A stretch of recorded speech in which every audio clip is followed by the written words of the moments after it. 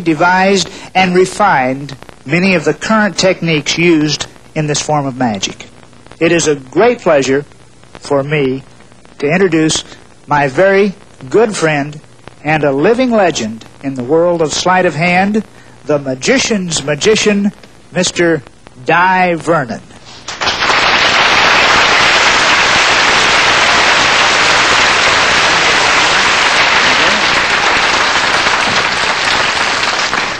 Well, ladies and gentlemen, I'm no youngster. I'm 78 years of age, and I've been studying magic for over 72 years. I wasted the first 6 years of my life. But I'm going to do a few very simple things for you. This is the oldest trick in recorded history. Dates back to ancient Egypt. Now, these are sterling silver cups, and the only peculiar thing about them is that one will pass through the other. And if you measure the inside measurement, you see they're deeper on the inside than they are on the outside. I explain everything as I go along. You can't go wrong. Now, in the old days, they used to judge a magician's skill by how well he did this trick. But they used to work at a very rapid rate of speed. Now, I'm going to do everything in slow motion so you can see exactly how it's done. And if you don't understand, I'll explain it a little later. This is ball number 1. Ball number 2.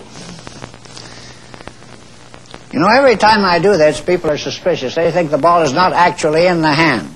It really is there. It's all in the power of the mystic wand. When you spin the wand, the ball always returns to its little home again underneath the cup.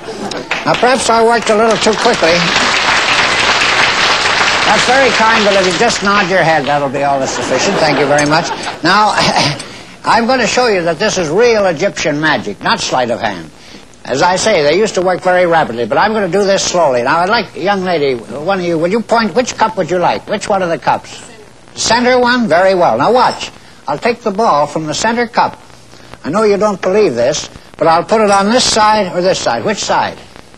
Which side would you like it? Over here? All right. Now, watch. That's all.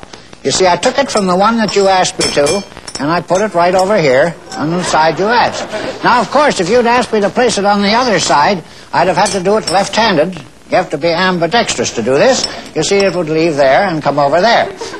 Now, I'll explain this a moment later. Now, I'm going to show you how the ball will penetrate the cups very, very slowly. Now, I'm going to do this very slowly. Now, watch this as closely as you can. I'll put the last ball here. You see, they all collect together. Now, I'm going to show you how it'll penetrate 2 cups at once. You see, that goes through 2 at once. The cups are porous. That one fell off. Now, in the last ball, I don't want you to think it's already there. There are just 2 balls and 2 cups. Watch the last one. Oh, you see all 3 balls. Now, you don't have to applaud. Now, I'm going to make one more maneuver with these little balls, then I'm going to show you exactly how this old swindle is performed. Now, I'll do this very slowly. This is the last move. Ball number 1. Ball number 2.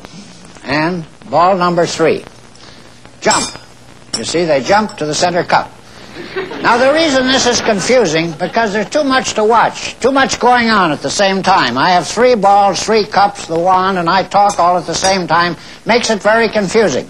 So I'm going to do it so simply that any small child could understand it. I'll stand up, so I'll do it as slowly as possible.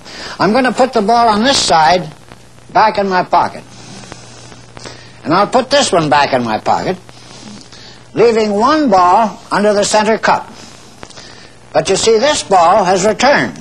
Now, the reason for that is very simple. I swindle you. See, I pretend to take it in this hand. That's called misdirection. Magicians call that misdirection. See, I only pretend to put it in my pocket. I bring it down with my little finger with the pinky, drop it behind the cup, and see, it's not really there at all. It's behind the cup. But if I actually put it in my pocket, how many under the cup, young lady? How many do you think? That's close. 3. That's right. 3 balls. 3 balls. 1, 2, 3. Now, if I put all 3 away, and there's still a ball under the center cup, I must use 4. Well, I'm an honest magician. I do use a 4th one. You see, there's the 4th one. It's a little larger than the others, and there's 1 here, and there's 1 over here, and the last one is there. Well, that's how that's done. Now,